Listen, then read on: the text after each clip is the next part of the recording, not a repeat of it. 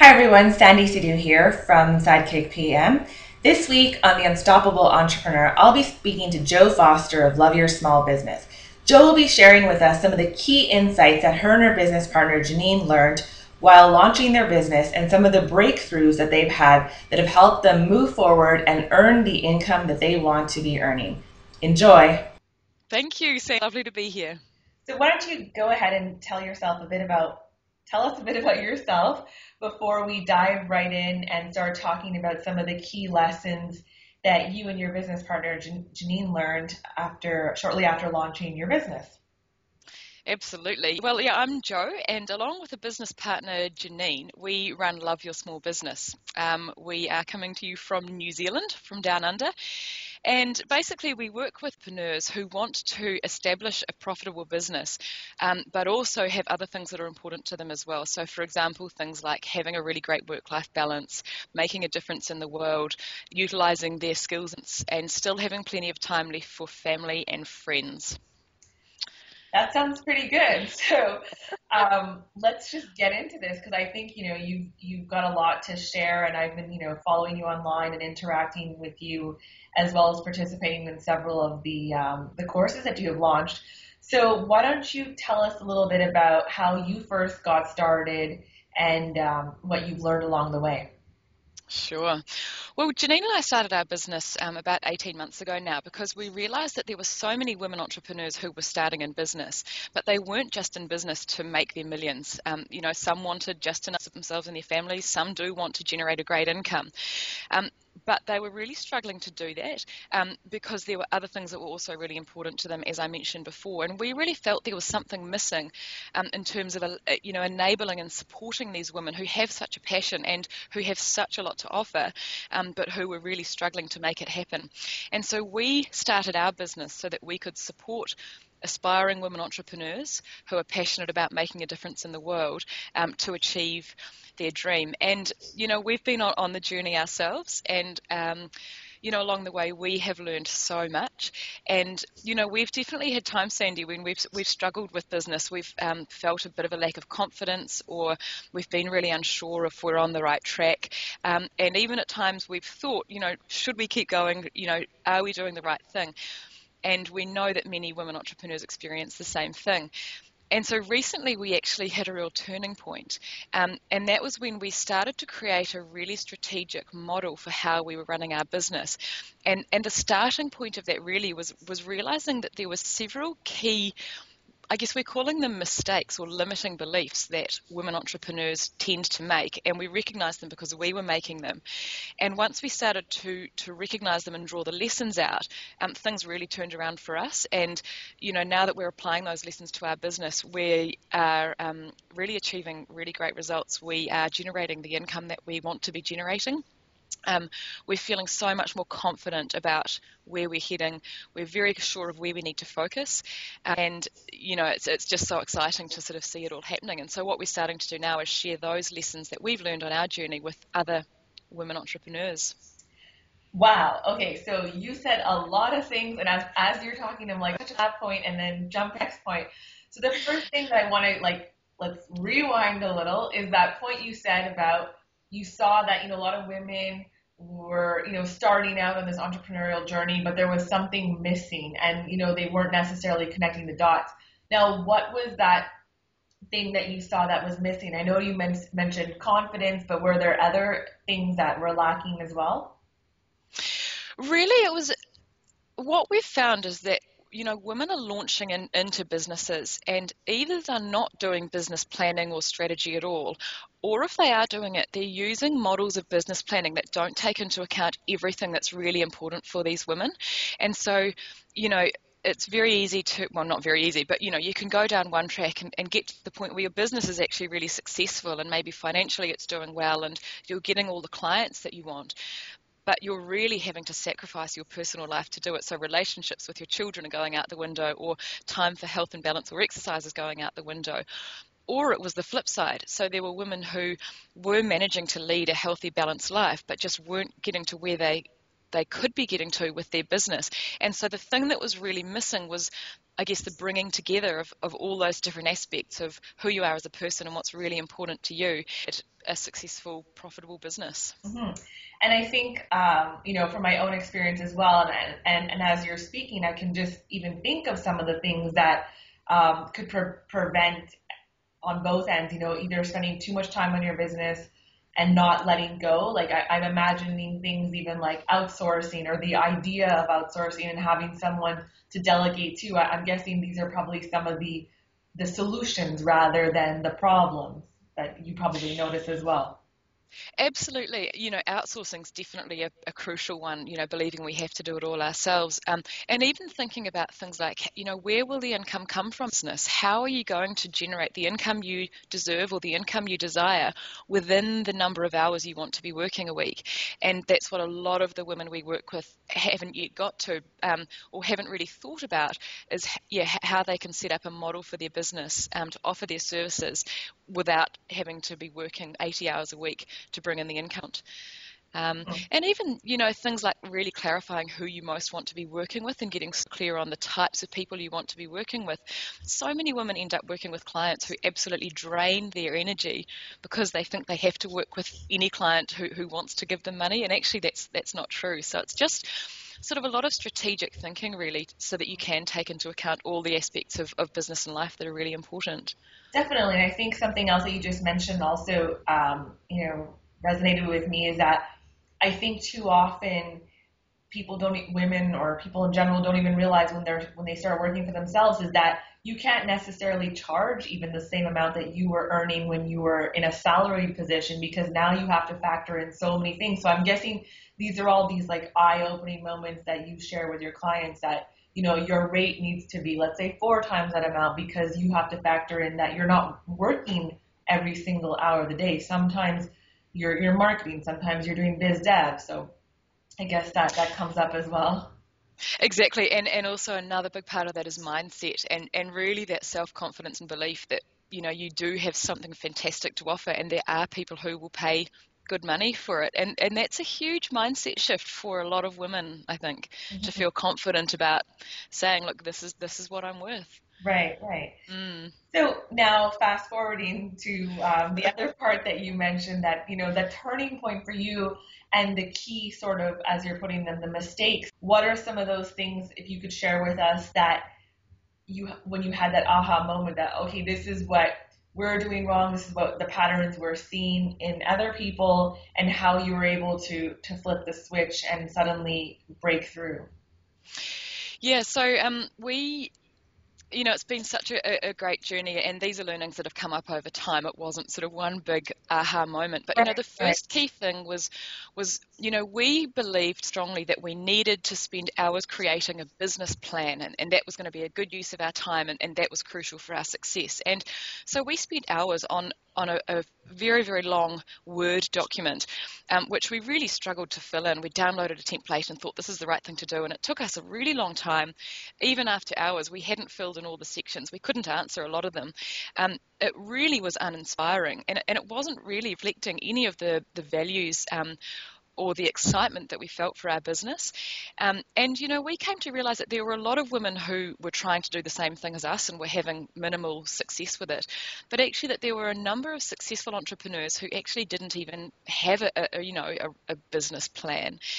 And actually what was more crucial was having a strategy or a model that really aligned with who you were and what you really wanted to get out of your business. And so this is a business model that lets you think very strategically about how you use your time and the other things that are important to you and your ideal client. And so it's a really minor shift, but that really freed up our thinking once we realized that actually the lesson there is that a strong business model will get us to where we want to be much faster than a half-hearted, boring business plan that just ticks the boxes. Mhm. So that was our first key learning, and it was just so freeing. Um, Another thing, and we've touched on this already, Sandy, was we started out by thinking if we charge less, if we make our services reasonably cheap, it's more likely people will buy from us. And this came down to confidence and belief about what people would be willing to pay for our services and how good we thought we were. And I guess it was that thing of thinking, well, if we charge less, more people will be able to afford us and will earn more. And we are certainly not alone. There are so many women we come across who think the same thing. And Right. actually, what it does is it shows our own level of doubt in our talents and expertise. And, it sort of conveys an image of I'm actually not good enough and I don't believe I'm good enough. And so if that's what I'm thinking, how can I expect a potential client to really want to believe in me and the offer or the help that I can give to them? And sometimes deciding on a pricing structure is really challenging. But as you said, you've really got to value your time and recognize that 1 hour of time spent with a client, it probably has 2 or 3 hours of preparation or follow-up time in behind it. So as an entrepreneur, you do need to be able to, charge what you're worth, but also just really recognize the value you can offer your clients. And so I guess the lesson that we learned and the lesson that we work through with a lot of our clients is actually we all have something so fabulous to offer, and there are many people who will pay good money to benefit from it. And actually that feeds into the next key lesson, because I guess another mistake we see people make and we made was thinking, well, the broader I make my target market, the more clients I could, and therefore the more money I'll make. I can see you nodding. It's such a good one, and it seems so logical. The wider I cast the net, and I can be all things to all people, just the more people I can hit. And actually, we realize that the opposite is true, and that the more refined you can make your niche and the more specific you can be about who you want to be working with and specifically what you're offering them, the more clients you'll have. Because when those people come across you, they see you and they just think, bingo, this person really understands the challenges I face. They really understand, the solutions I want, and they're an expert in offering them. So lesson number 3 was the narrower your niche, the faster you'll succeed in terms of getting more clients and reaching your financial goals. And so then coming back to lesson number 2, which is around, being able to charge what you're worth, the better you know that very small slice of your niche, the more you get to know them, the more you will understand what they need, and the more confident you'll feel about being able to charge what you're worth to meet their needs. Definitely. I mean, you totally nailed all those points, and I'm just like nodding my head. I think it's true. Like when you said that, everyone has this initial perception that they just want to cast that net and grab everyone out there. But in doing so, it's like you're kind of speaking to no one. And, we've seen it, the ideal client profile, the one true fan, but it's really speaking to that one person's pain points and really addressing them. So when they land on your website, they're like, oh yeah, Joe and Janine, they're talking about me. Like I need to spend more time here because this is where I belong. They understand the problems and the things that I'm going through.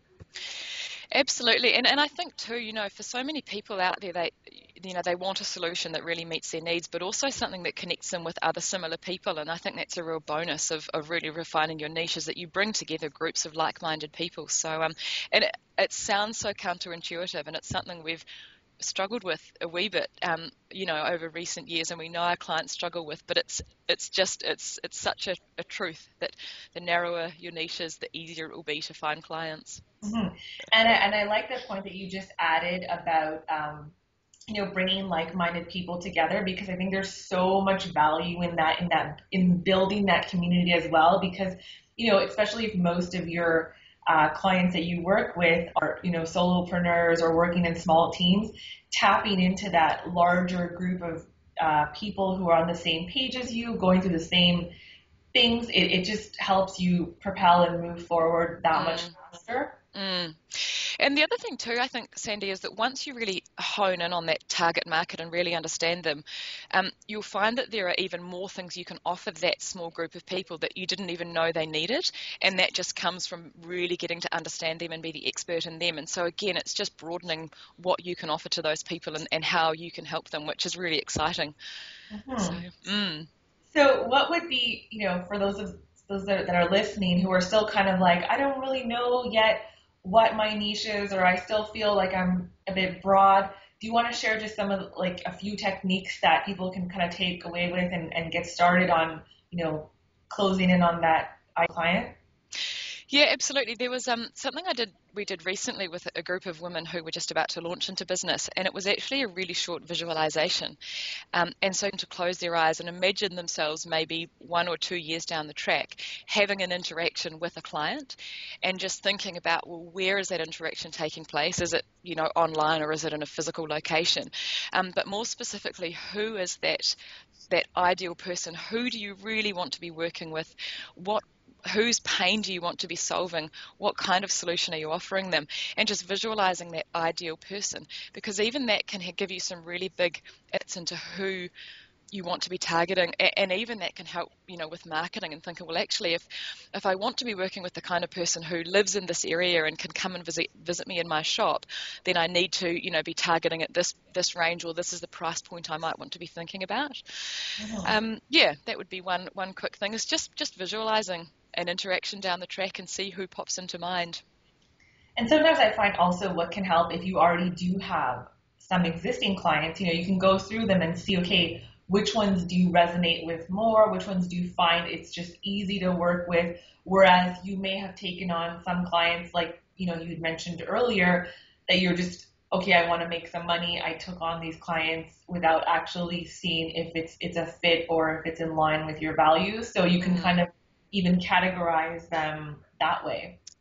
Absolutely. And the other thing too is to think about whether, depending on what kind of service or product you're offering, do you want to be working with clients who already really understand the value of what you offer and know that they need your help? Or do you want to be working with people who don't yet know they need your help, and actually part of what you're doing is getting them to understand the help you can offer? And I don't know if that was clear or not, Sandy, but it's sort of quite a fine but a really important distinction. Um, if you can, if you want to be working with people who actually really already understand the value you can offer them, that might mean you're networking and marketing yourself in a different place. So it all interlinks. Hmm. And I think to add to that point, in the sense that someone who already values your work may have already, spent time on your webinars, or they've been on your website. They don't necessarily need that same level of convincing as like someone who's just shown up and kind of been like, okay, what's going on here? Is this product or course necessarily for me? Absolutely. Yeah. Awesome. So that kind of brings me to what you're doing right now. I mean, I think those were excellent lessons, and I know you and Janine are about to launch a new program. Do you want to talk a bit about that? Yes, yeah, really exciting. We are just about to launch our online business school. So this is a 12-week online business school for women entrepreneurs, and we are working with women who are just starting out in business, and it's all about building your rock solid business strategy. So over the course of the 12 weeks, we release one module a week, and it's all based on business principles that really align with who you are as a person and what's most important to you, and coming out the other side with a very clear and compelling strategy that will get you there, and that really to account the services and products you want to bring to the world, the difference you want to make, the kinds of people you want to be working with, but also, your health and balance and relationships outside of work, and who you are as a person. And so we are launching that. It's kickstarting in the first week of September. And as a lead into that, we've actually just launched this week our free video training series. And in that, actually, in the very first video, we cover those 3 lessons, but also there are 4 more. So there are 7 lessons in total. And then over the following videos, we launch into our golden rule, and then our 7 key building blocks that we believe women entrepreneurs can lay as a very clear structure for their business. So we're super excited about the launch of that. Wow, that sounds really exciting, and the fact that there's more lessons that people can learn from in these training videos. So just to recap, so this course would be for women entrepreneurs who are just starting out. They kind of have an idea of what they want to do, but they need more guidance as well as that strategy in place. Am I correct? Yeah, so we tend to have 2 groups of women coming into our courses. One is the women who have an idea but haven't really started on it yet and want to create a very clear strategy. But we also tend to work with women who are maybe in the first couple of years of business and who are already underway, and things are in motion. But again, they're just not convinced that the current strategy they have is really going to get them to where they want to go.